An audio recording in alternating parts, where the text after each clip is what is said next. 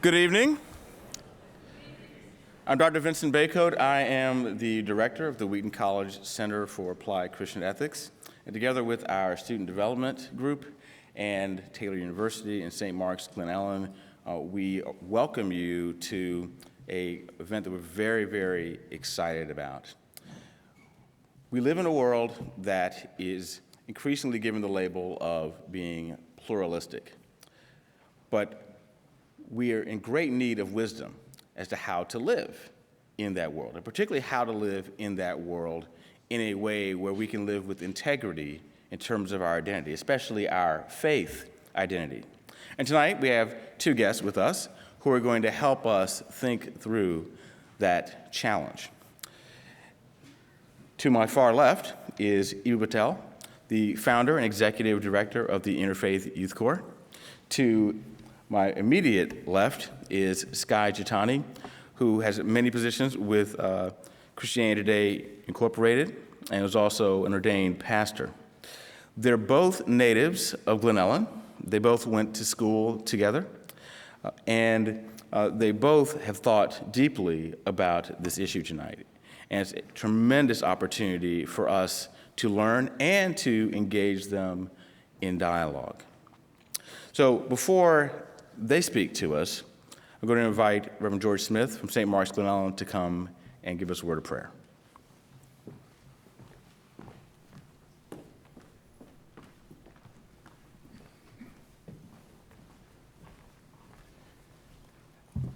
Good evening. I have before me the Book of Common Prayer, which as an Anglican Episcopalian, this is one of our two key foundations.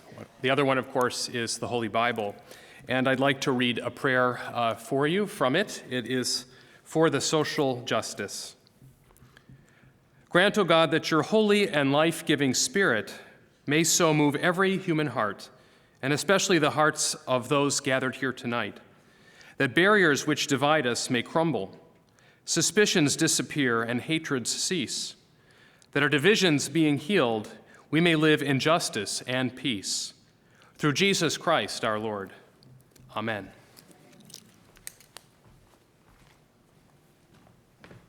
Well, I have the privilege of beginning our discussion this evening, and Eboo will follow me, and we'll have time for interaction with all of you.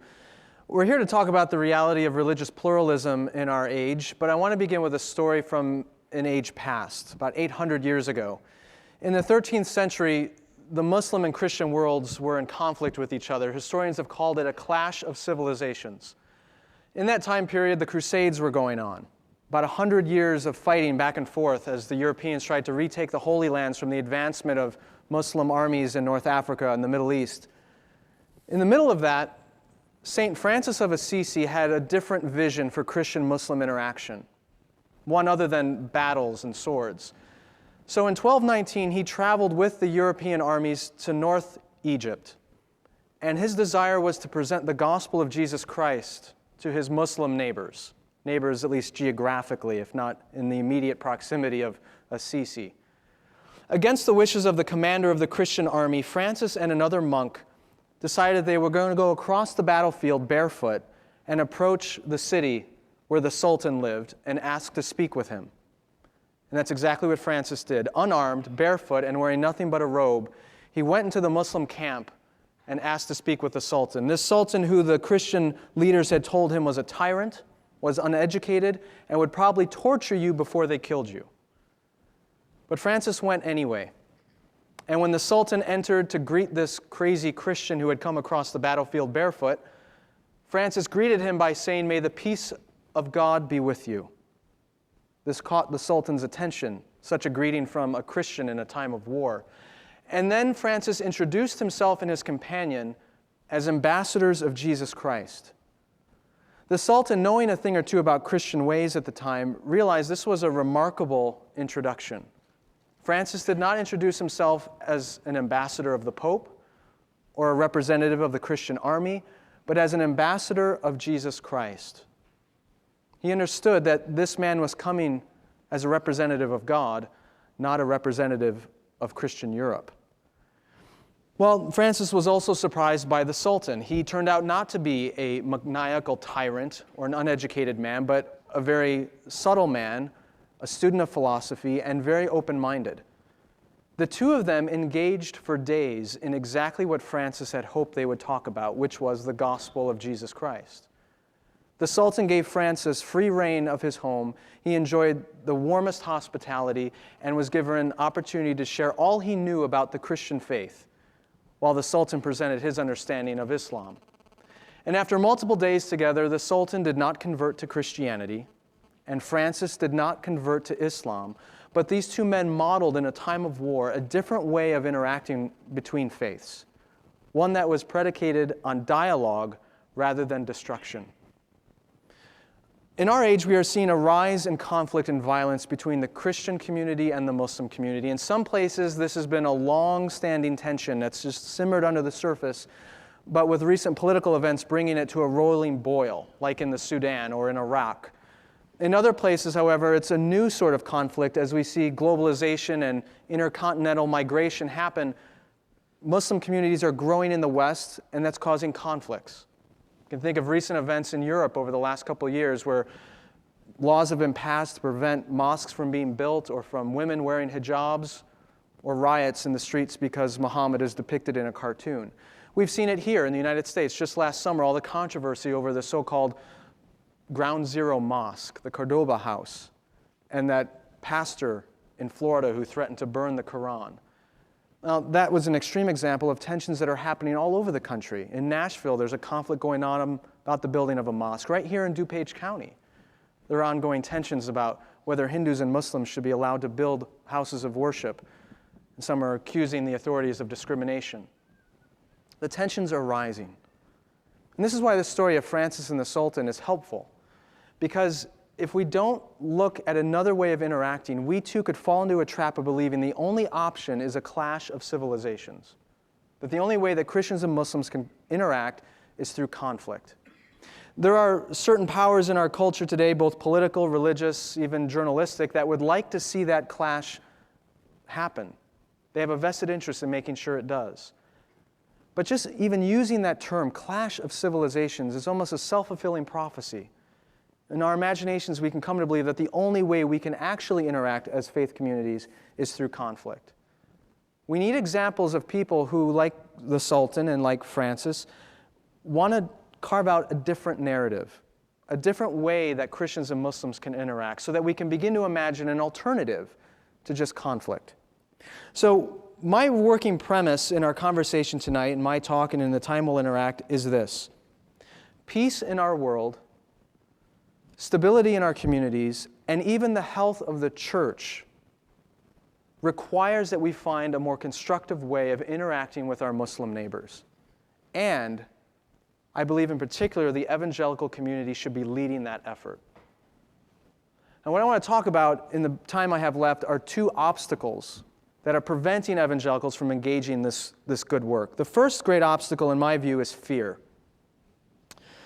We've got two things happening simultaneously that are raising fears in the evangelical community. The first is that the church in the West, including in North America, is losing its privileged place in the society. Our ideas, both theologically and morally, are no longer going uncontested. So there's a decline in our prominence in the culture. At the same time, because of globalization and immigration and other things, we are seeing a visible increase in the Muslim community in the United States. Now, it comes nowhere near the 30% who identify themselves as evangelicals, but it's visible enough for opportunists who want to shake things up a little bit to make us afraid. So let me give you an example. One prominent national politician, in the midst of that Ground Zero controversy last summer, wrote this, quote, "America is experiencing an Islamist cultural political offensive designed to undermine and destroy our civilization." That's the kind of rhetoric that's being used to scare us about our Muslim neighbors. And this is just one example. There are many others in the media as different controversies erupt around the country. What this kind of rhetoric would have us believe is that, in this case, the building of an Islamic community center in Manhattan will somehow be a tipping point that destroys hundreds of years of Western legal thought, that will destroy the American civilization and somehow completely erode the Christian faith in North America. What opponents of that mosque may not have realized is that just 4 blocks from Ground Zero, there has been a mosque meeting for over 30 years. And somehow our republic has survived. The rhetoric is causing us to fear our Muslim neighbors. And if we believe, as the Crusaders did hundreds of years ago, that we are under attack, it's going to squelch any possibility of recasting the narrative away from conflict and toward cooperation. So, all this fear-mongering, unfortunately, is becoming commonplace in our partisan society, and it's happening both on conservative sides and progressive sides among Christians and in some Muslim communities as well. The question is, can there be an alternative? In the Sermon on the Mount, Jesus presents us with commandments about loving our enemies, about forgiving, about giving generously, about not worrying. All those commands are beautiful. They're some of the most memorable in the whole Bible, some of the most commonly known. And the one thing I hear from both Christians and non-Christians alike when we talk about the Sermon on the Mount is it's really impractical. You can't actually love your enemy in this world without getting destroyed. And to a degree, you're right. In a world that's dangerous and chaotic and threatening, loving your enemy makes little sense. Which is why Jesus begins the Sermon on the Mount with a different vision of the world. He begins with the Beatitudes, reminding us that the people who the culture said were cursed by God are actually blessed by Him. He reminds his listeners that the poor, the forgotten, the marginalized, the mourning, they are indeed blessed by God. Dallas Willard talks about this, and he says the Beatitudes are there to remind us that this is indeed a God with us world. And in a God with us world, we are perfectly safe. That those committed to Christ are eternally and forever in His care. And once we have that vision of the world, a place of safety rather than threat, we can find the courage to do otherwise unthinkable things, like not worry and give generously and forgive abundantly and even love extravagantly those who would threaten us. But it begins with having a different vision of the world. 2 days ago, we celebrated Martin Luther King Jr. Day. And his story, from a more contemporary point of view, exhibits the kind of transformation we need to have if we are to love those who others are calling our enemies. King, before he was a well-known civil rights leader, of course, was a Baptist preacher. In 1956, he found himself in Montgomery, Alabama, leading a bus boycott. Threats to his life occurred almost every day.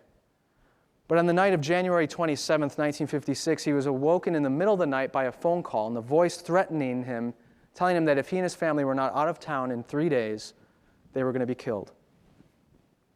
King later recalls that that night he couldn't go back to sleep. He said that he was scared to death, paralyzed by fear. Instead, he stayed up that night with a cup of coffee in his kitchen, thinking about his infant daughter and his wife in the bedroom next door, wondering how he could possibly get out of Montgomery and save face and not get killed. That night, over his cup of coffee, however, he experienced something he hadn't expected. He said that he felt something. He heard an internal voice. If we were all Methodists, we would say that his heart was strangely warmed. And he said the voice spoke to him and said this: "Stand up for righteousness, stand up for justice, stand up for truth, and lo, I will be with you, even until the end of the world." The voice promised King, quote, never to leave me alone. No, never alone. He promised to never leave me, never leave me alone. That night in King's kitchen, he experienced the reality of a God with us world. And it was what he needed to enact the peaceful resistance that he had theologically and philosophically believed in, but had not yet found the courage to actually enact. And it was tested a few nights later when his home was bombed while his wife and daughter were inside. The house still on fire, groups in front of the home, the black community in Montgomery, Alabama, ready to riot in response to this attack, and King standing on his porch, declaring to them to put down their clubs and their bats and their rifles, and instead love the ones who did this. That courage came to King because he was convinced that God was with him, and that he was safe in this world that was threatening him every day. If we are to meaningfully change the dialogue, to change the interaction between Christians and Muslims in the world that says it's a clash of civilizations, it begins with those of us who claim Christ to have an experiential, powerful commitment to Christ with us. We need to not just have a political tactic or a social engagement. We need to have a spiritual awakening so that the fears that are put upon us day in, day out about the Muslim community can be replaced instead with divine love. But that will only happen when we become convinced that this is a God with us world. Second great obstacle, I'll keep this one shorter. The second great obstacle is that of loyalty. Somehow we've come to believe that if we meaningfully cooperate with people of other faiths, it's somehow disloyal to Christ and his gospel. Now, there's two great flaws in that logic. The first is that mindset comes out of 100 years or more of thinking that we can go it alone in our culture, that we have enough power and influence as the church in North America that we don't need to cooperate with people of other faiths to tackle the problems in our world. Well, those days are over. If we want to meaningfully tackle most of the major problems facing us in our local communities and certainly internationally, we've got to learn to cooperate with people who don't agree with us theologically. We could talk about poverty, homelessness, AIDS, malaria, sex trafficking, failing schools, violence, fatherlessness, you name it.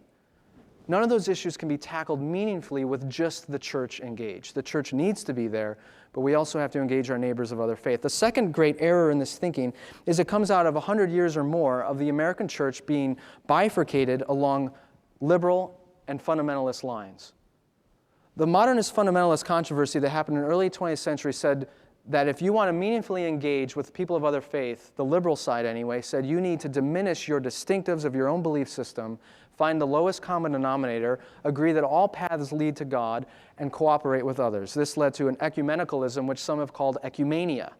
Just unite with anyone, regardless of what they think or believe. The other side responded to this. The fundamentalist side said, no, we're going to hold to the fundamentals of Christian faith, but that means we're not going to engage or participate with those who disagree with us. So on the one side, you can engage with people of other faith, but it means denying your Christian distinctives. On the other side, you hold on to your Christian distinctives, but deny working with people of other faiths. This has done irreparable harm in some cases to people when they engage the wider culture that's pluralistic. I see it happening in young people in the church today.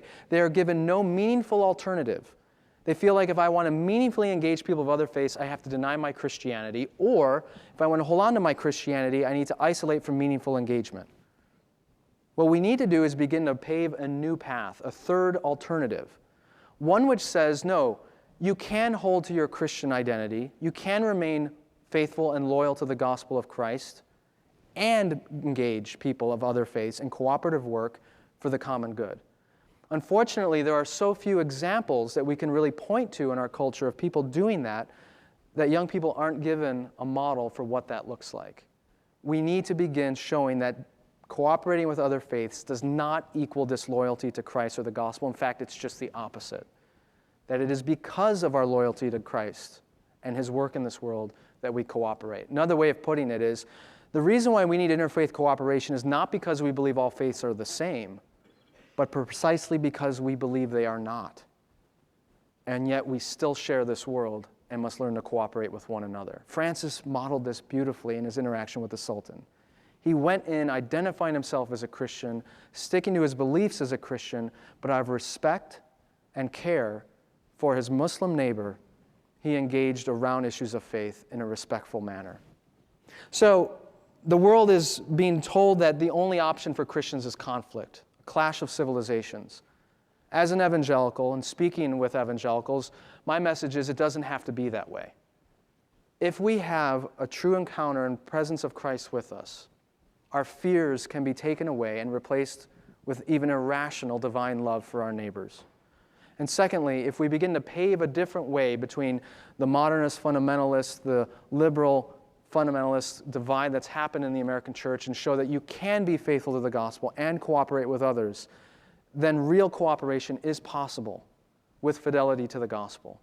And my hunch is that if, like Francis, we find that courage and we cross those cultural battlefields, we will probably find a great deal of Muslims of goodwill on the other side, just as he did in the Sultan. Let me end with this final story that's come from the news recently. It gives me hope that such positive interaction is possible. On New Year's Day, there was a bombing in northern Egypt, actually not far from where Francis and the Sultan had their engagement. 23 Coptic Christians were killed in a church when a suicide bomber came into the space and set off the bomb.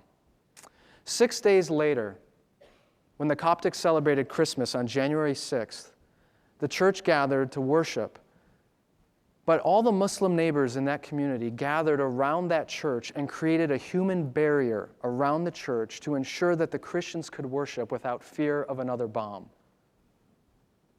Did the Muslims and Christians agree theologically? No. But what that bomber, or the people behind the bomber, wanted to do was incite violence and hatred and retaliation between these two communities. And both the Christians and the Muslims said, no, we are not going to succumb to the clash of civilizations narratives. We are going to choose a different path. And though we disagree on important issues, we're going to stand up for one another and love each other as neighbors. That's a model of the kind of cooperation that's possible when we don't succumb to the narrative that the world is trying to push upon us. Thank you for those few minutes. We'll have time to engage it more and ask questions and interact, but let me introduce my friend Eboo. I'm sure he has plenty to share on this topic as well. First, let's thank Skye.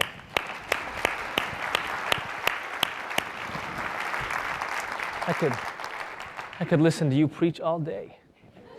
So I want to connect with two things that Skye said. The first is this idea of the growing religious diversity all around us.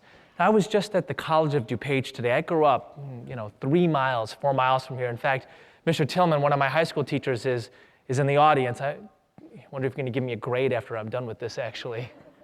I was at the College of DuPage where I took some classes when I grew up, and I'll tell you something, it looks a lot different than when I was in high school 15 years ago, right? My mom, who teaches at the College of DuPage, tells me that probably 60% of her students are people of color or recent immigrants, right? Well, I felt very frequently like the only brown kid in town when I was growing up in Glen Ellen 20 years ago. The world is changing, and Bill Moyers tells this funny story about this. He tells a story about two guys in a bar. The Muslim version of this is there's two guys in a cafe. We don't drink, we don't go to bars in California. And one, the guy with the long beard and the extra dark coffee says, "Do you know anything about Eastern religion?" And the one with the straightforward haircut says, "Yeah, I knew some Methodists when I lived in Philadelphia." Right?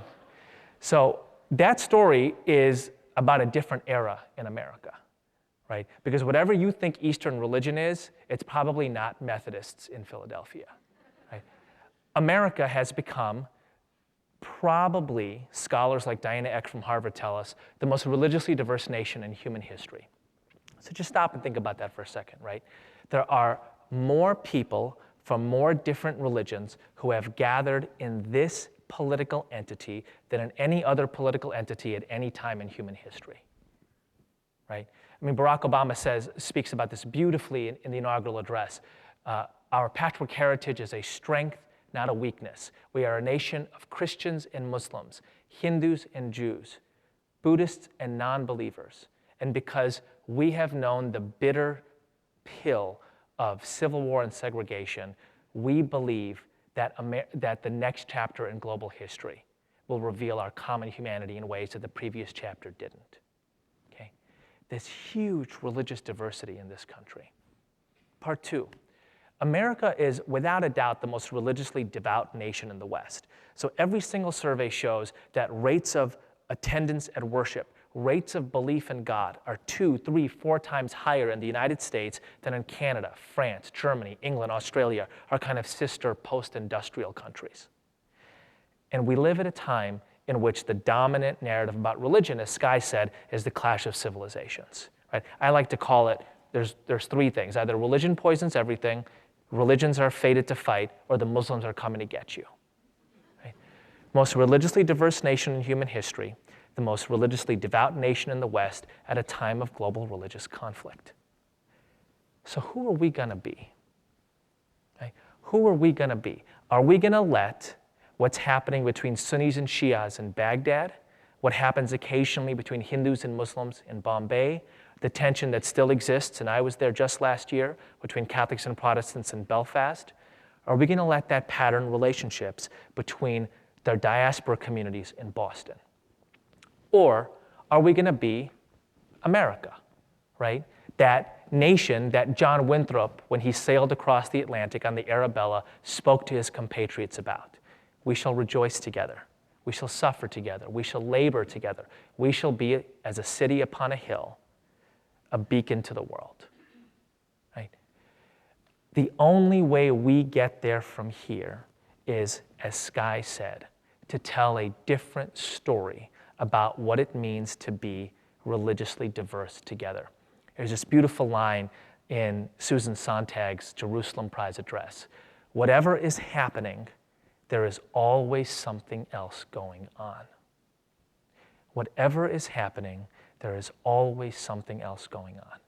If there is a dominant narrative in the news about religious conflict, I promise you there is another story about interfaith cooperation. My guess is that every single person in this room knew the story of the terrible suicide bombing in the Coptic church in Egypt.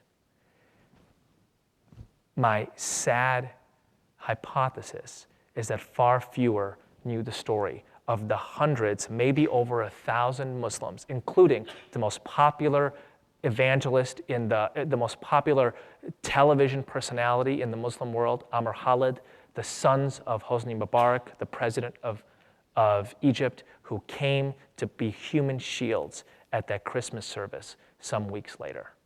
That's that other story. What I want to do in the next 15 minutes is tell some of those other stories. And by telling these other stories that have happened either in contemporary times that I've witnessed or an alternative narrative of how I understand Islam vis-a-vis the rest of the world, what I hope happens is that an alternative narrative builds in your head, right? Is you start seeing the world through this alternative lens. Beautiful line in the work of the French poet Marcel Proust. The true journey of discovery is not in getting to new landscapes, it's in developing new eyes.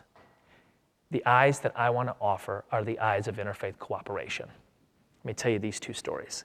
So, as Skye and Mr. Tillman and others who I might have known in high school will probably freely tell you, I've spent much of my life trying to gain a ticket into the liberal elite. And if you want to go to the Aspen Ideas Festival, it will cost you $2,000, which I don't have. So I snuck in. Now, I snuck in to see Rick Warren speak. Right?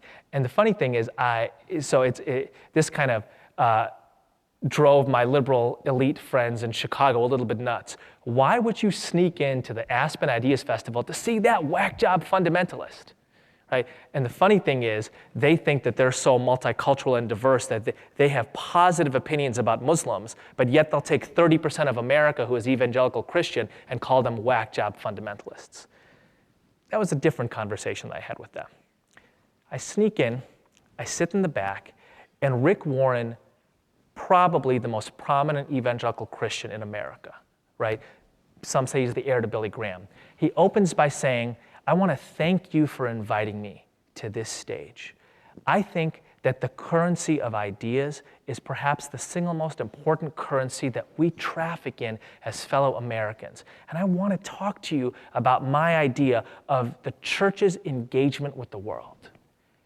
And he talks about what Saddleback Church is doing in Rwanda, right? And he talks about his kind of kairos, his awakening experience of, man, he had built this massive church, tens of thousands of people, something like 80 acres, right? And they had sat silently, as frankly most of the world did, when 800,000 people were slaughtered in 100 days in Rwanda. And Rick Warren goes to that country and he meets the president and he weeps before him and he says, I am coming to a new understanding of what it means to be a Christian by seeing the experience of your people and asking myself how I should have been more deeply engaged in that. And I'm so moved by this, you know? And what's shocking to me is these people at the Aspen Institute who went to some of the fancy schools that I did and who read some of the fancy literature and philosophers that I read, all they wanted to talk about was where they disagreed with Rick Warren. They literally ignored his whole moving talk on the American church and Rwanda and how the broader American population could be involved in a deeper engagement with Africa, right? It was a conversation about development. People were standing up and saying, so why do you think that I, as a non-Christian, are not going to the same place you are when I die? Why are you on the different side of the debate on life choice issues than I am? And Rick Warren kept saying over and over again, I didn't come here to have this disagreement with you. It's not that that doesn't exist for me. It's I want to use this conversation as an opportunity to find agreement. And I'm thinking to myself, why can't we do that more? Right? Why can't we tell the alternative story of where your values and my values overlap? Why are we so quick to go to the disagreement? And I talked to Rick Warren afterwards, and he said, you know where I'm going after this? I'm getting in my 4-year-old Ford, and I'm driving to the Aspen airport, and I'm flying to Denver, and then I'm flying to New York, and then I'm flying to Rwanda.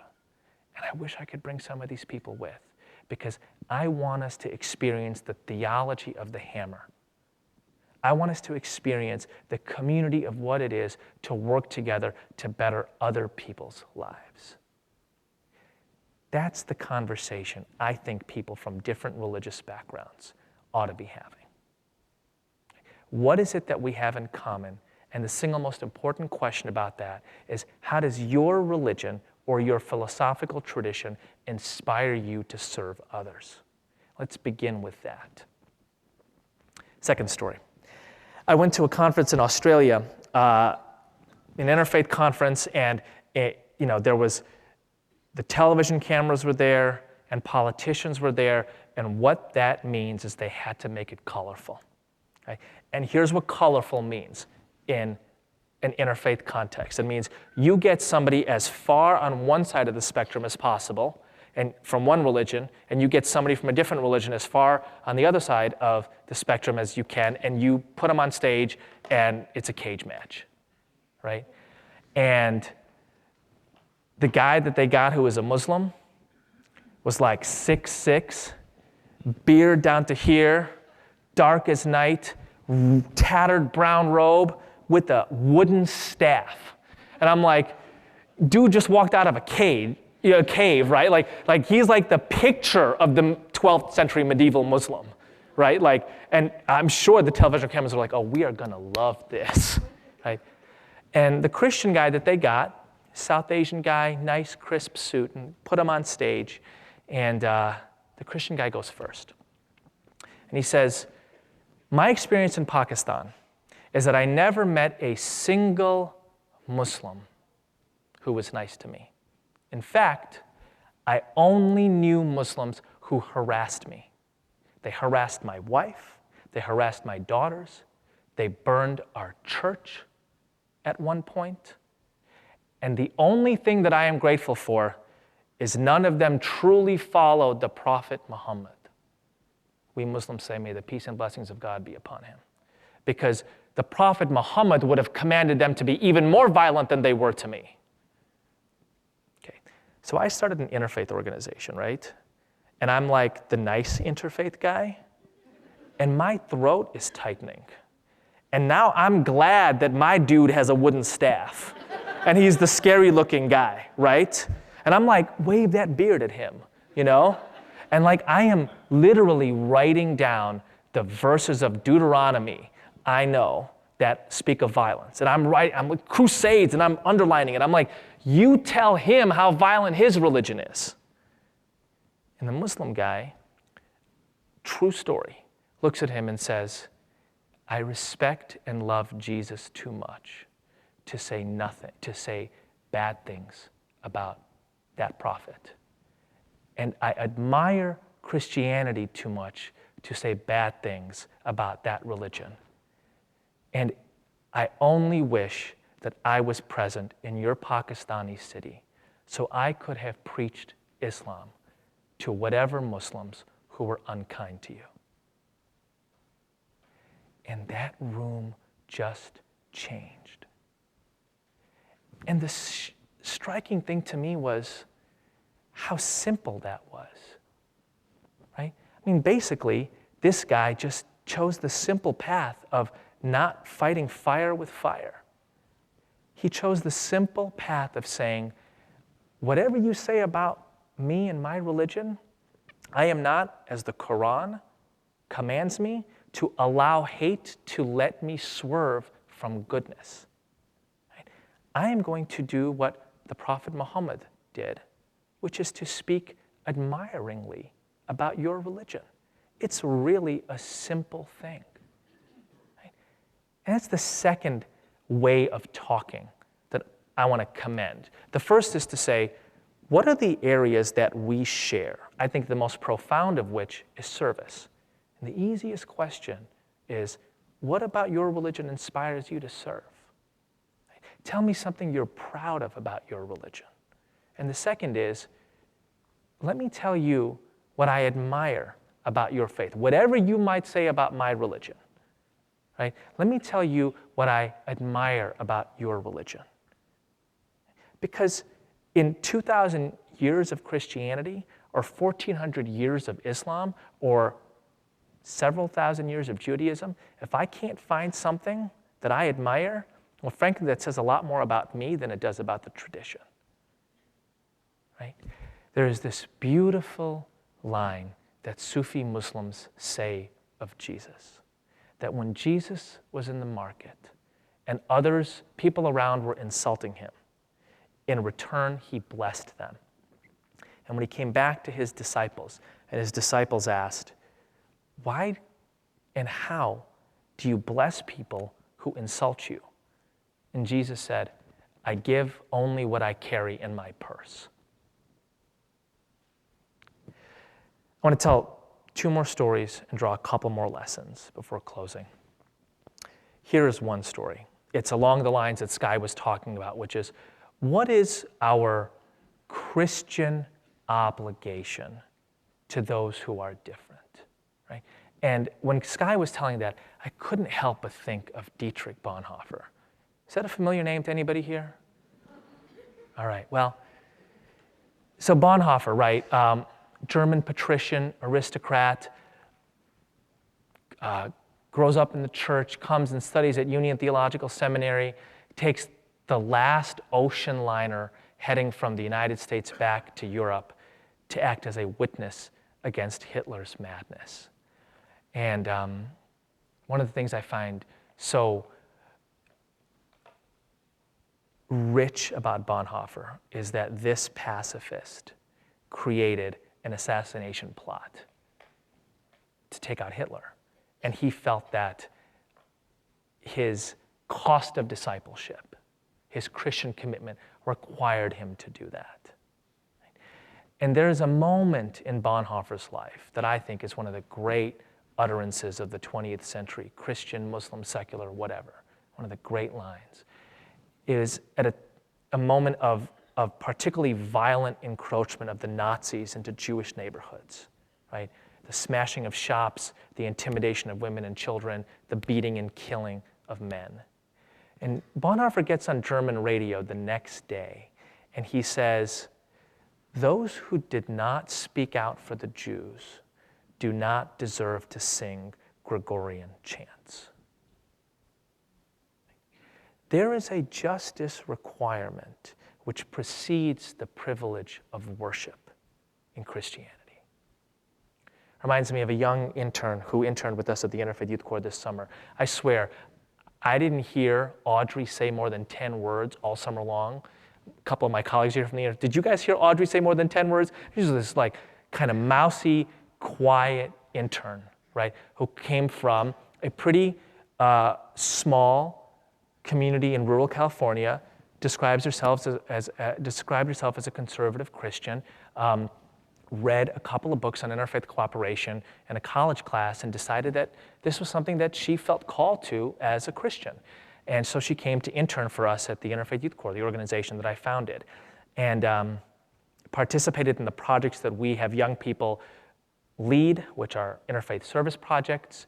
And when I met with the interns at the end of the summer, I said, what are you going to do when you go back to your community? And Audrey actually didn't have any ideas. She's like, I just don't know what I would do back in the relatively homogenous community that I'm from.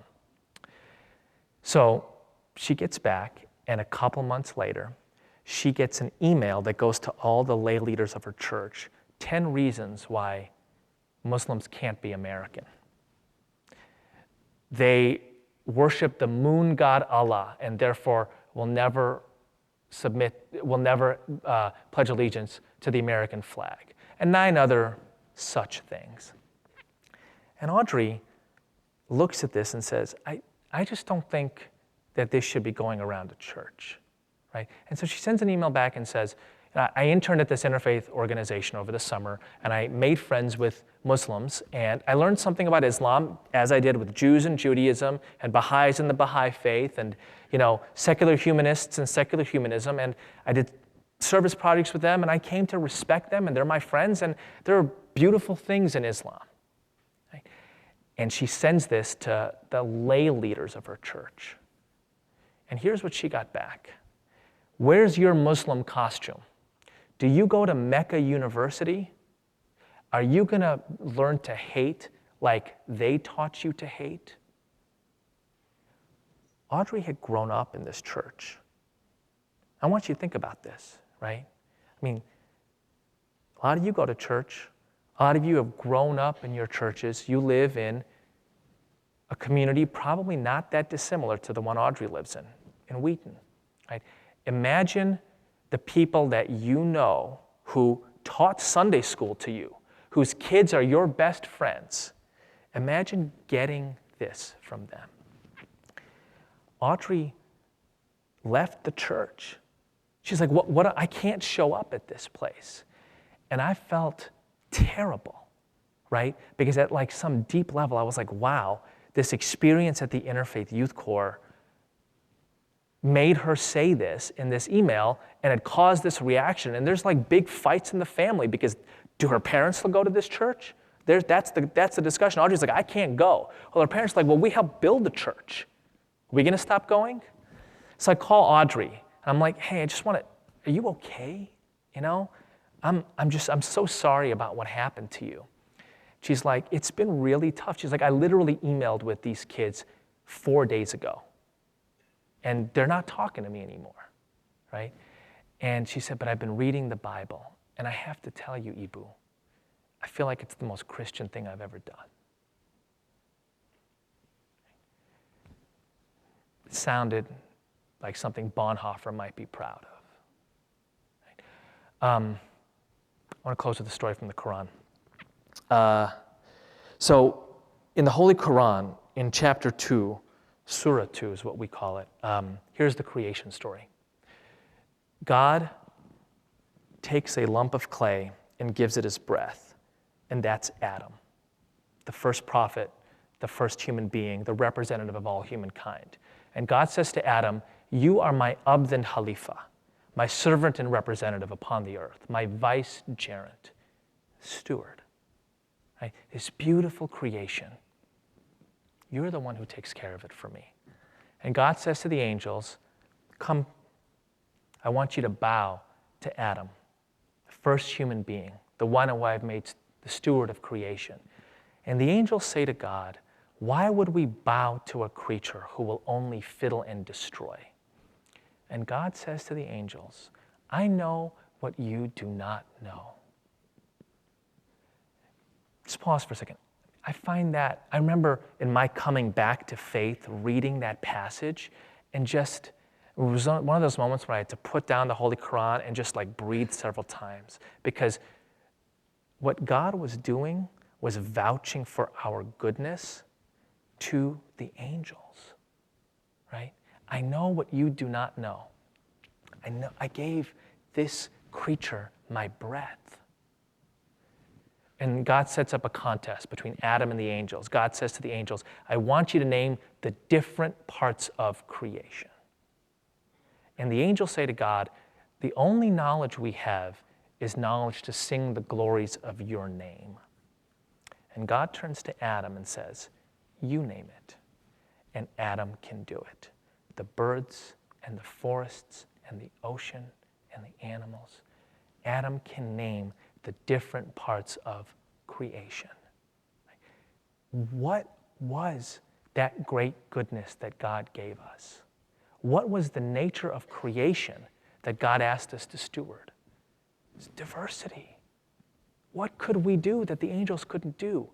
Name that diversity. Beautify it with language. There's a line in the Muslim tradition, God is beautiful and loves beauty. And there's line after line in the Holy Quran about the beauty of diversity. God made us different nations and tribes that we may come to know one another. Verily, the one that's highest in God's eyes is the one that does the most goodness.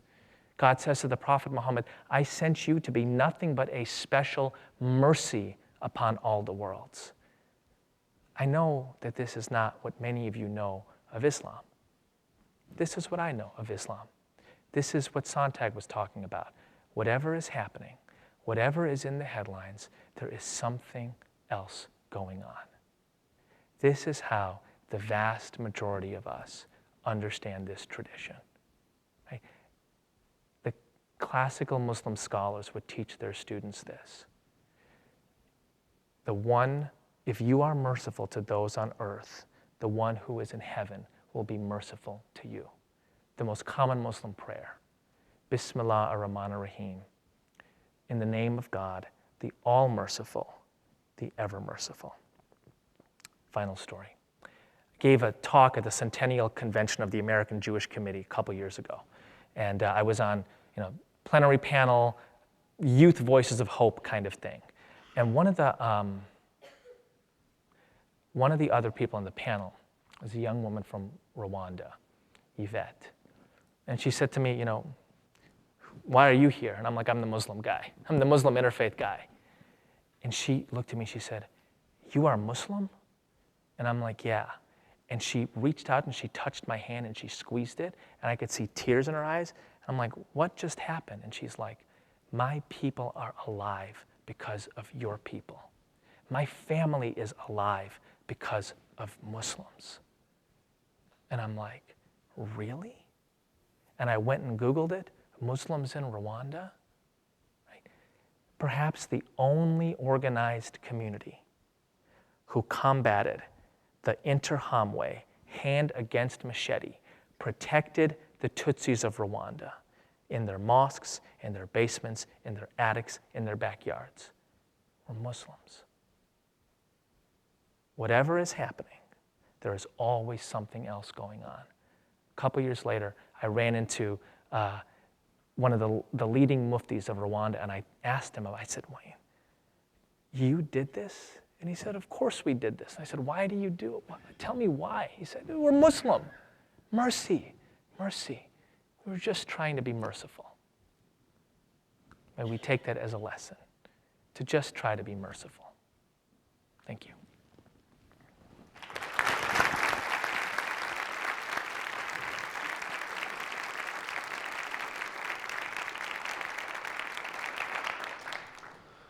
It's my understanding that we're going to have a time for Q&A. There's 2 mics up here, and we're going to get in just a second, but we wanted to give an opportunity to respond. So do you want to ask a question of me, and I ask a question of you, and then we'll open it up in case there was anything from our talks that we wanted to directly respond to?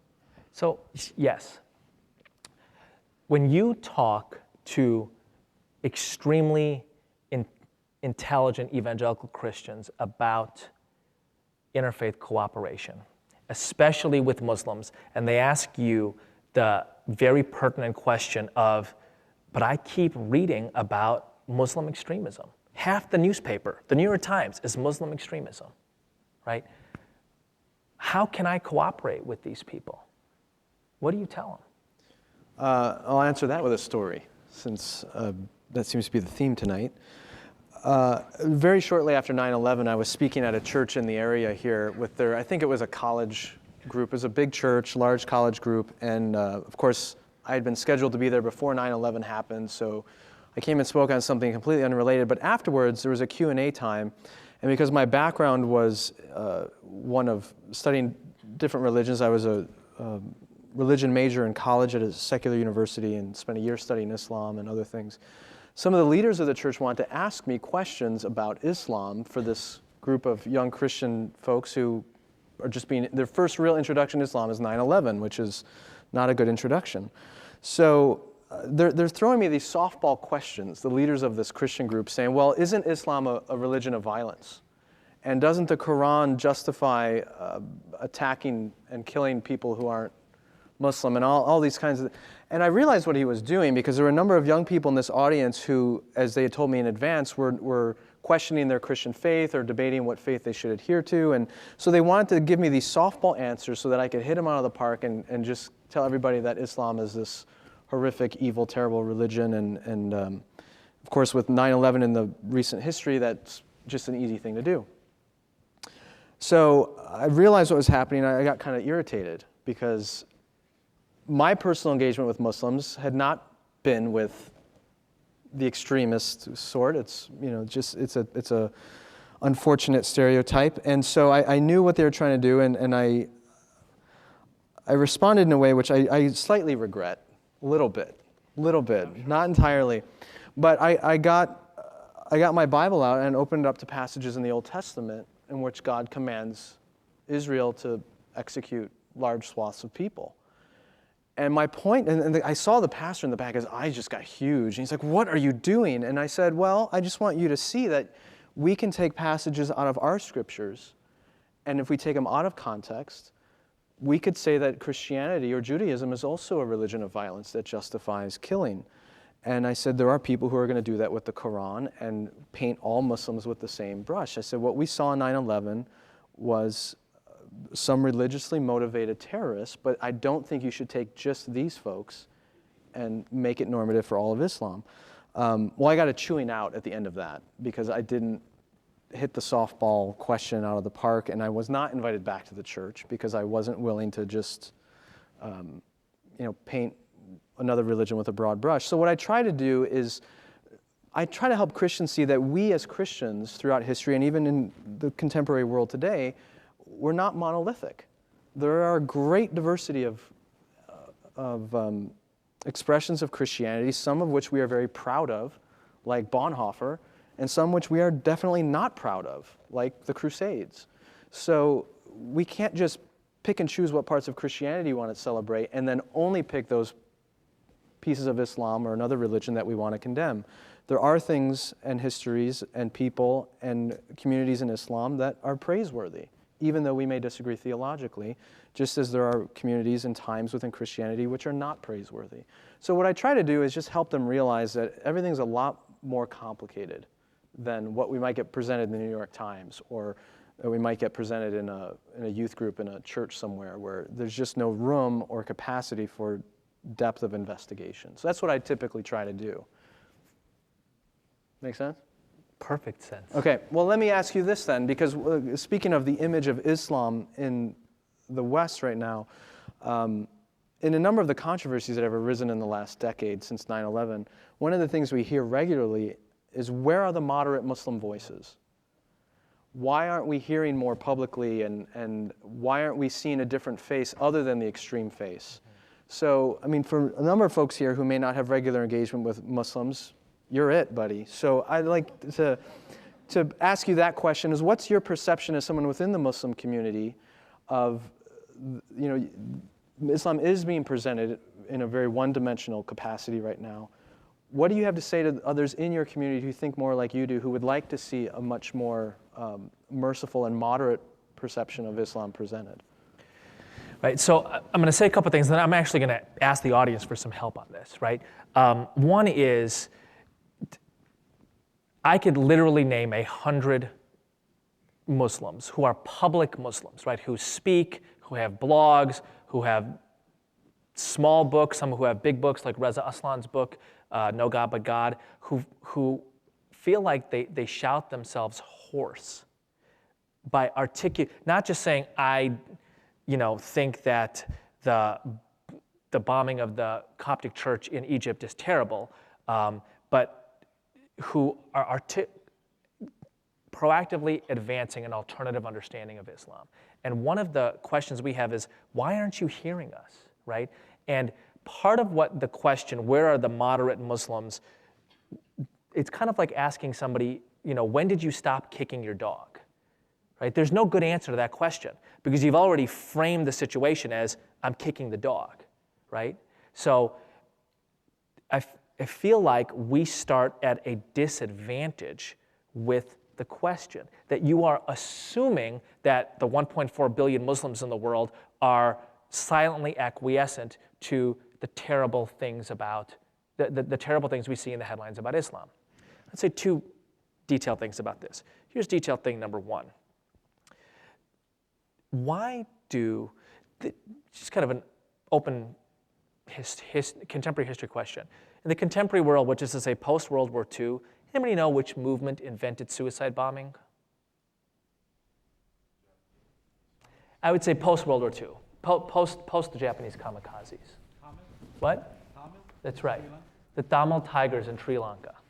Okay. By the way, this is not a small, insignificant group. They blew up an Indian prime minister with a 16-year-old girl in the late 1980s, right? They very much sought to do public, terrible things. And the Tamil Tigers actually don't exist anymore because the Buddhist government destroyed them in the last couple of years.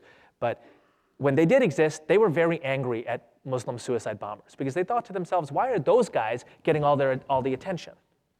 Literally, right? The world thinks that Muslim groups invented suicide bombing. There's a reason for this, because Muslim extremists videotape their suicide bombings.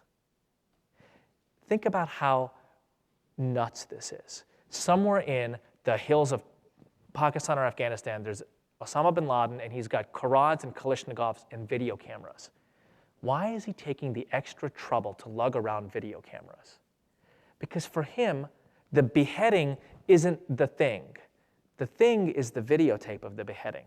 And what does he do with that videotape? He sends it to CNN. He sends it to Fox. He sends it to MSNBC. And what do? They play the videotape. So what we wind up seeing about Islam is the videotape of a beheading, right? The point that I'm trying to make is those people are extremely intentional about what they're doing. They want you to think Islam is a violent religion. They want you to think the Muslims are coming to get you. So much quicker to a clash of civilizations if you can make the people on the other side pick up their swords first, right? Here's the other detail I want to articulate. I got this question about 15 times over in Kansas City to the point where I got sick of it, and I was like, let me ask you something. What if the only thing I knew about Kansas City was the first minute of the 5 o'clock news for 50 straight days? I would walk into this town and be like, y'all are a bunch of thugs and murderers. Because all I know about Kansas City is the stories of thugs and murderers, right?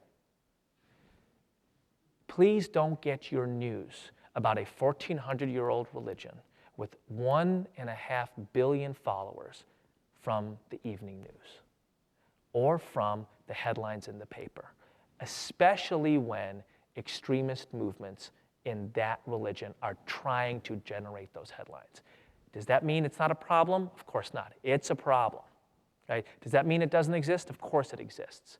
Does that mean that that's the reality of the religion? That's where the first minute of the evening news analogy comes in. Here's my question for you, where I want your help. So tonight in Chicago, there will likely be a lot of terrible things that happen. There might even be a murder, right? And tomorrow, if somebody from Kenya shows up in Chicago, they are likely not going to approach any of you and be like, why didn't you do something about that? But by some logic, they could. I mean, you live within 30 miles of Chicago. It is your community. You might call yourself part of the Chicagoland area, and it is somebody who also calls themselves part of the Chicagoland area who commits something terrible, right? And you could, you're local, right? You're proximate. So my question to you is, how should I respond to this question, right? What responsibility should I have as somebody who happens to pray in Arabic vis-a-vis people on the other side of the world who happen to commit terrible crimes and they also pray in Arabic? I would seek your counsel on that. With that, let's hear your questions. I mean, we don't want to completely take all the time for just our monologuing. So there are 2 mics. Come on up to the aisle and make sure you ask your question into the mic so everyone can hear. And you can begin with Eboo's question or ask one of your own. Thanks for coming tonight. My name's Brian. I'm happy to be here and get to listen from you guys. It's a new perspective, so that's cool. I have 2 questions, I think, or maybe just clarifying ideas to think about. In response to your question that you just asked, I would say, personally, I don't know. I'm a Christian, so I don't hold people outside of our faith accountable to things in the Bible. If a Christian brother is sinning according to what I believe is God's word, I correct him according to God's word. I don't know what room the Quran permits for Muslims to judge each other in terms of what's permissible and what's not. So whatever justice is inherent in the Quran, I would start there. I just don't know what it is. The second thing is, I work in a North Shore school, which is a predominantly Jewish area, and most of my coworkers are Jewish. So I experience working alongside people of different faiths. There's a few Muslim students in the school I work at too. So I have daily encounters with people of very different backgrounds and cultures. And I don't think coexisting is a problem. But when it comes to the mission of either religion, whether it's Judaism, Christianity, or Islam, I don't ever see how they're going to come to agreement on those. The church has a different mission, and the mission is belief and submission to Jesus. I don't know what Islam would say is its core mission or value statement. As far as I understand the Judaism I've experienced, it's a cultural heritage that you receive. I don't know what the mission would be for Judaism or Islam. I do believe that the missions are probably not going to be the same, though. So coexisting sounds easy compared to having a similar mission. So it's just a thought. It's not really a question, but so that's all I got. Yeah, I think I don't anticipate there are going to be too many Muslims who want to cooperate with us in evangelizing the world for Jesus Christ. So that I don't think is, I think you're right on that. But I wouldn't say that's the entirety of our mission. I think part of our mission is to love our neighbors. It is to reveal the character and beauty of God in the world. It is to alleviate suffering. When going to the story of Adam, as you told in the Quran, and we think about it from the Old Testament, part of the commissioning of Adam and Eve was that they might have dominion over the earth and fill it, not just with people, but fill it with the beauty and order that was evident in Eden, and taking that beauty and order to all of creation. So the mission, I would expand beyond that. And I think there are elements of that wider mission that we can cooperate on. So when we see suffering, when we see injustice, when we see poverty, when we see homelessness, when we see all kinds of things that are plaguing our world, and even our immediate communities, I think it makes great sense to partner with people of other faiths and say, we both care about this family in our public school who's facing homelessness. We can partner together, a church and a Muslim community, to make sure that family doesn't end up on the street. That makes sense to me, and I think that's part of the mission of Christ, even though it may not be as explicit as proclaiming the gospel, which is a unique thing that only Christians may be able to do. So you're right. If you define the mission narrowly as just the proclamation of the gospel, there isn't room for cooperation. If we see the work of God in this world as broader than that, I think there's a great opportunity for cooperation. I love that you, as an articulate, strong Christian, are working with Jewish teachers to teach kids from diverse backgrounds, some of whom are Muslim. And at least from my understanding of Christianity, I feel I see echoes of the legacy of Jesus in that service. So I actually think you're a model for what I'd like to see in the world.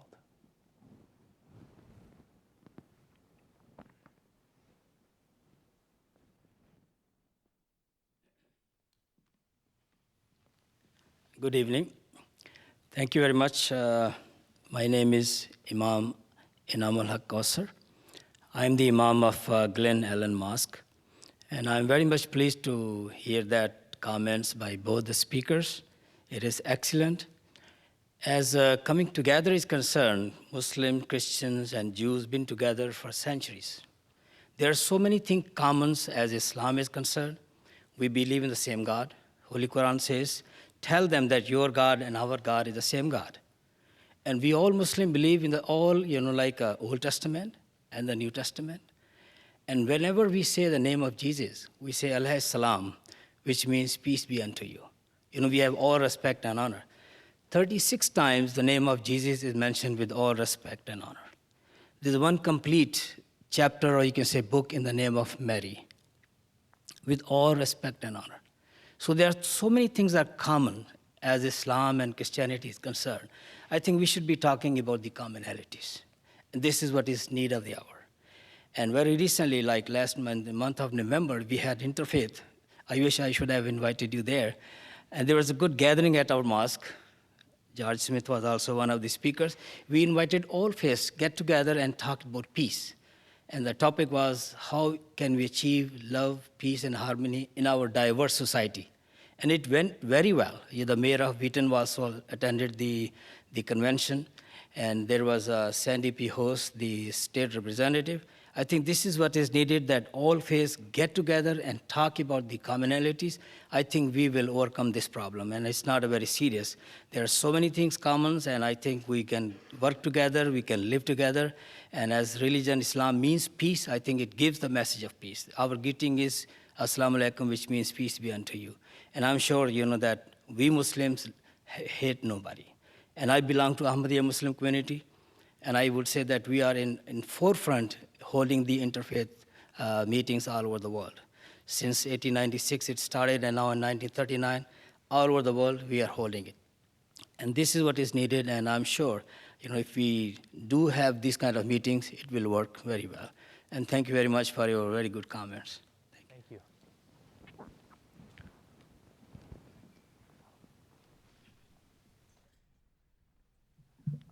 I don't really have a question in a sense, but I wanted to tell a story, a short story, if you guys don't mind, because I think that this might be an example for people of what you guys are talking about. It's a really interesting experience. That was the main reason I came tonight. That's happened in my life in the past few months. A few months ago, I started tutoring a refugee from Eritrea, which is a country in Africa, about 50% Muslim, 50% Christian. And I began to realize over the first month or so that he was a pretty strong Muslim. He'd be talking and he'd start quoting the Quran about something and things like that. And near right before Christmas, our last tutoring session, he'd wanted to write a paragraph about the ideal society, what he thought the ideal society should be. And I told him he could, and he wrote this paragraph.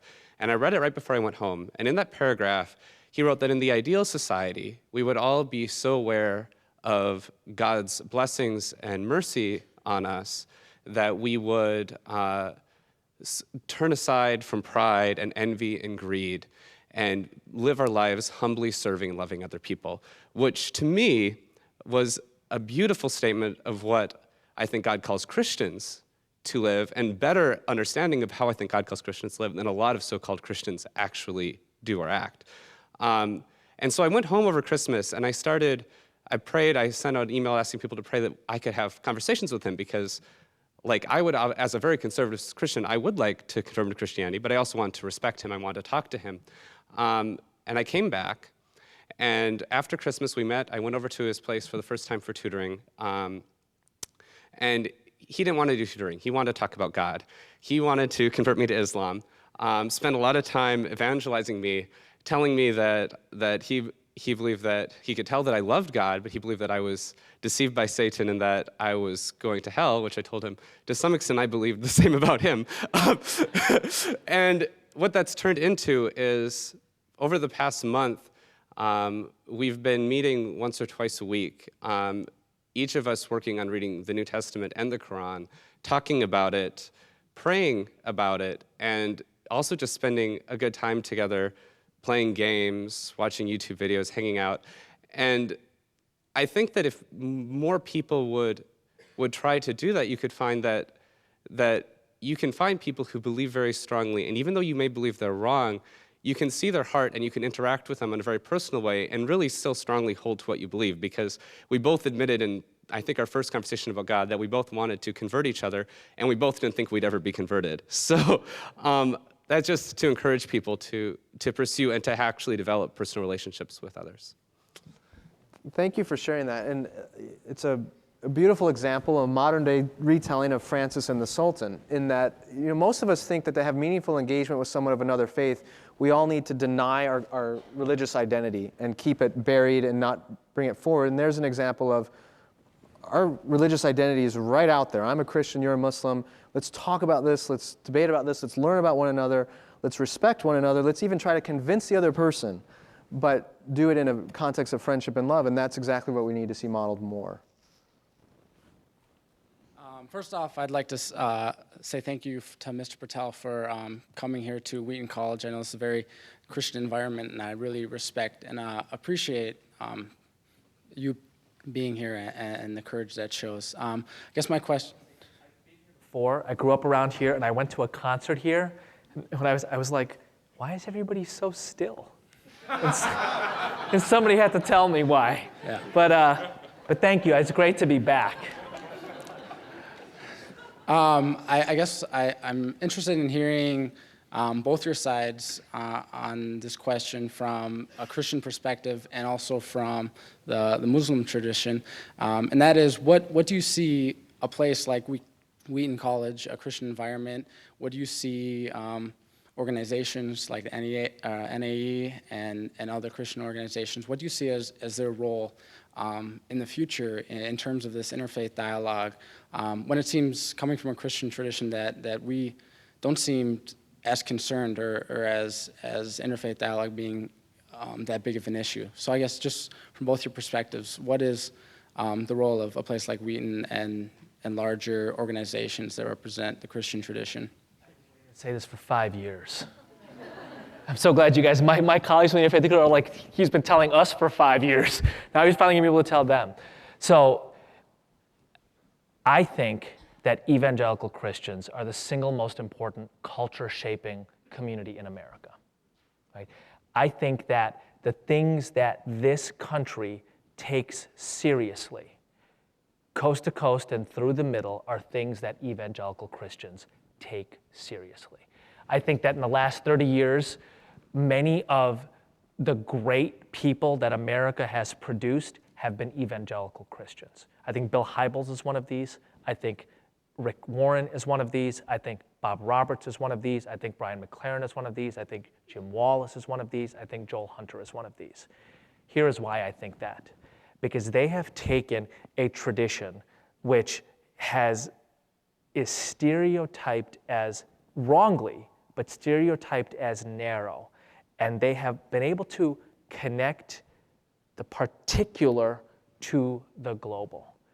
And your community has built institutions like World Vision that save more lives and heal more people and educate more kids than probably every other community on earth, with the possible exception of the Catholic Church. Okay? Many of you follow in the footsteps of the institution builders and the pattern-changing evangelical leaders of the past 30 years. Rick Warren, Bill Hybels, Jim Wallace, etc. And there are 4 things I think that this group of people brought to the center of the radar screen in the last generation: race, poverty, AIDS, the whole world. Right? And if you think about the various things that a lot of you guys are engaged in at Wheaton College, and I tweeted like mad about you people today, right? The Harvard of the Harvard of evangelical schools, the Harvard of Harvards, blah, blah, blah, blah, blah. I was a mad tweeter today about Wheaton College. So here is my question to you. When a group of students is at Wheaton College in 2041, 30 years from now, what patterns will they be following that you have created?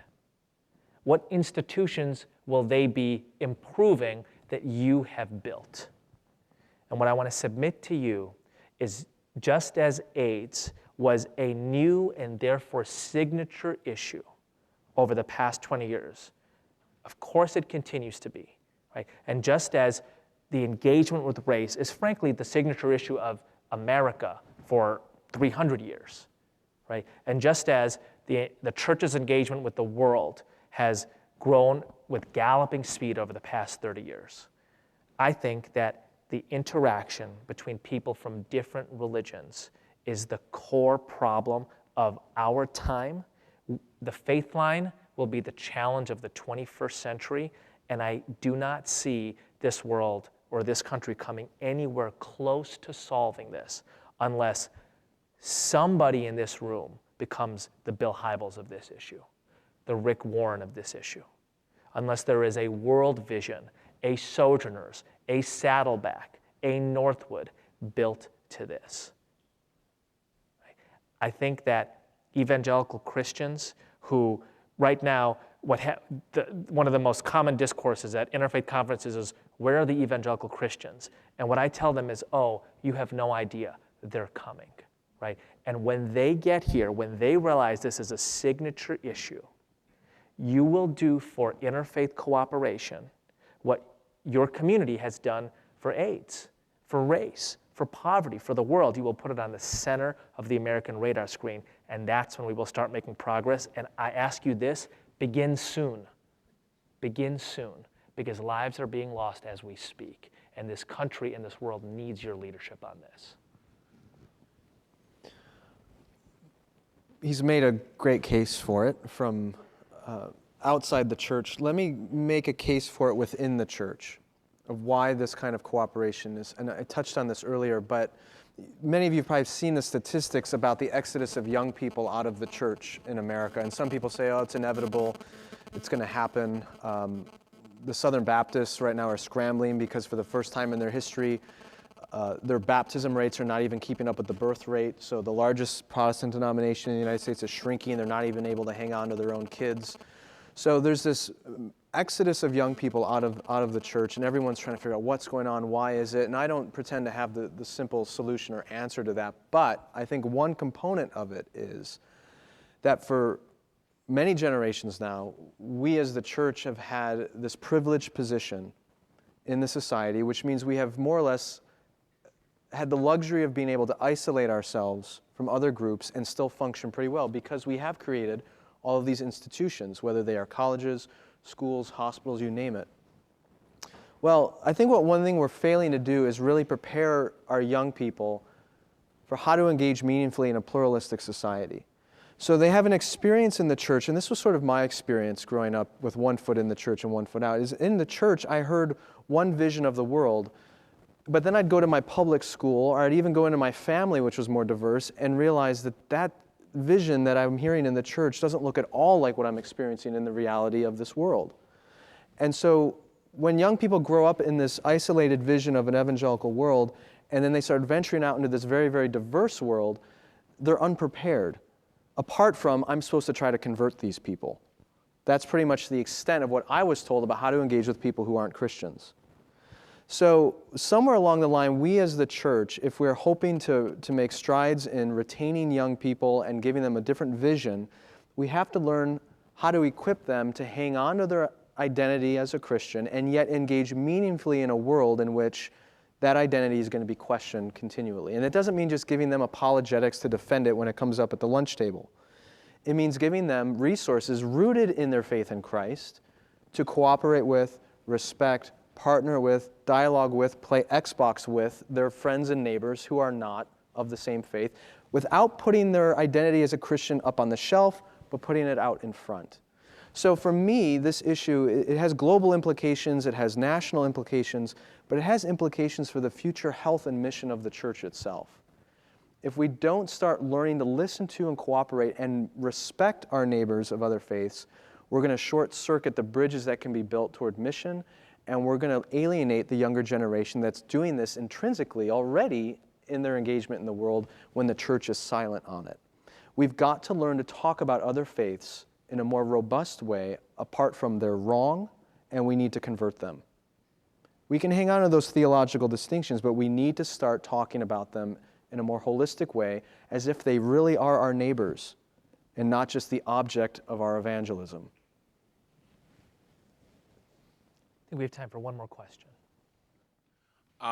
So I guess my question is not particularly like I don't necessarily need like how to or like what to do in this situation, but just like how you two in particular have gone about like resolving this difference. So like when you have a friend who is a Muslim and they say to you, we basically believe in the same God and we just kind of disagree on Jesus. Like the people who disciple me, like my pastor or dudes who I looked up to growing up would disagree with that statement. I can understand like we're going to disagree on a lot of stuff, and what we're talking about is working toward like the common good as far as like service and stuff like that. But just how have you two, in your relationship, how have you gone about kind of discussing that, and then just in general, like what are some of the things that you've learned to help resolve conflict in a like non-violent, not saying like punching, but just like verbally violent way? That's my question. Cool. I feel like I am crystal clear about where Skye stands on matters of dimensions of theology. And I feel like Skye is pretty clear on where I stand on those dimensions of theology, right? Which, for example, the nature of God, the role of Jesus, etc. And where we all, so if I were to ask Skye, he would be telling me things that I already know he thinks. And if he were to ask me, I would be telling him things he already knows I believe, right? That we believe. So therefore, I am just happy to disagree with Skye on that and think that I'm right. And I'm happy to know that Skye disagrees with me and thinks he's right. And here is a very important understanding of mine when it comes to interfaith cooperation. It is okay with me that Skye thinks he's right and that his belief is better than mine. You want to know why? Because I live in the real world. Of 6.5 billion people, and 5 billion of them think that their belief is different and better than mine. So if I don't just accept that, I am going to drive myself crazy. Right? And here is the deal I make with Skye. He knows that I think my belief is right and better or fuller than his. That's, I actually think, pretty simple. Right? It's pretty simple. And I don't ask Skye about where I'm going after I die because he doesn't control it anyway. So why do I care what he thinks about it? I tell this to my liberal friends who get their undies all in a bundle about, what evangelical Christians think is going to happen after they die. I'm like, why do you care what they think? Why are you bothered by that? Why don't you spend your time admiring the fact that they're saving lives all over the world with the institutions they've built, because that's a big part of what they think they ought to do as Christians. Right? So what Skye and I spend most of our time talking about is the changing cultural manifestations of the religious communities we are a part of in America. That's what, from my perspective, what we spend most of our time talking about. Yeah, we could certainly get into theological conversations and voice our differences. But like you said, I've studied Islam, you've studied Christianity. We know where we disagree, we know where we agree, and ultimately, it might be fun to have those conversations just to grow intellectually or challenge one another's ideas, but I'm pretty sure I'm not going to convince you by logical argument that you should become a Christian. And I'm pretty sure you're not going to convince me that I should give up my faith and become a Muslim. So on some level, you learn my Christian identity is not contingent upon him converting to Christ. And his Muslim identity is not contingent on me becoming a Muslim. So, or your approval. Or my right? approval, right. And so we simply look for areas of where can we or our communities cooperate on areas of mutual concern. And they're infinite. There are many, many areas. And as I said earlier, I don't see that in any way as being disloyal to Christ or his message, just as you don't see it as being disloyal to Islam. So somewhere along the lines, we need to get secure enough on our own identity as Christians that we can actually cooperate and work with someone else who thinks differently and may think we're wrong and not be threatened by that. And that's a challenge, especially for those of us who've had cultural privilege. We don't like it when more people in the culture than used to think we're wrong, and we tend to have tantrums about that because we want to say, no, we're not wrong, we're right. But our rightness doesn't come by having a majority. That's not what makes something right. So I don't need the majority of people in a room to agree with me to speak to them. I don't need the majority of people over sushi at lunch to agree with me in order for us to have that conversation. I remember the first time we sat down at a lunch together, my assistant editor was with me, and one of your colleagues was with you, and we were sitting in this little place in Hyde Park, and I think you were buying, so I felt like praying. It was the least I could do. I don't remember who was.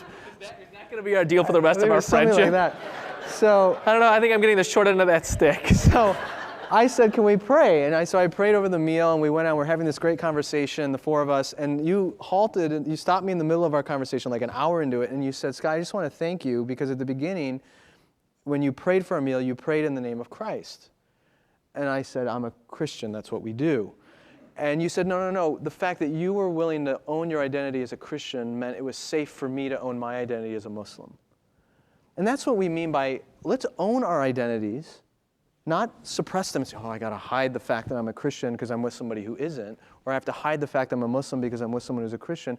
Let's own our identities and not use it as, not apologize for who we are, but use our identity as a Christian, or in his case a Muslim, to justify our engagement with one another and actually draw from that love of neighbor or concern for the world or whatever to actually build a bridge. Faith does not have to be something that separates. It can be something, as you've said many times, that can bring us together, even though we fundamentally disagree on some very important issues. So, yeah, I don't know if that helped answer your question at all, but I do think that's the different model we need to present. Let me tell a quick story about this from Islam. You told that great story of the of St. Francis and the Sultan. I'll tell you, for me, an archetypal story about this from Islam. So there's the story of this group of Christians who comes to the Prophet Muhammad, and they argue theology. And it's a heated argument, and it's about the nature of Jesus, right? Son of God or prophet, right? And which is the core theological disagreement. There are many, many, many of them, but that's the core one between Muslims and Christians. And it's a heated discussion. And at some point, the Christians look at their, whatever serves as a watch, probably the sun in 7th century Arabia, and say to Muhammad, the Prophet Muhammad, we have to pray. So will you let us take leave of your city so that we can pray? And the Prophet says, why are you leaving my city to pray? Pray in my mosque. And the Christians say, but we have just spent time arguing theology, this hugely core issue of theology with you. And the Prophet says, that doesn't mean that I am not going to provide you hospitality for your prayer. That doesn't mean I don't think that your prayer is beautiful. It just means that I disagree on this core element of theology. Right? This is, by the way, this is a hugely important story in what Muslims call the Sunnah, or the practice of the Prophet Muhammad. This notion of theological disagreement with the Christian group, and then in that same encounter, offering them a place for prayer. Right? So that's the paradigm that I seek to follow.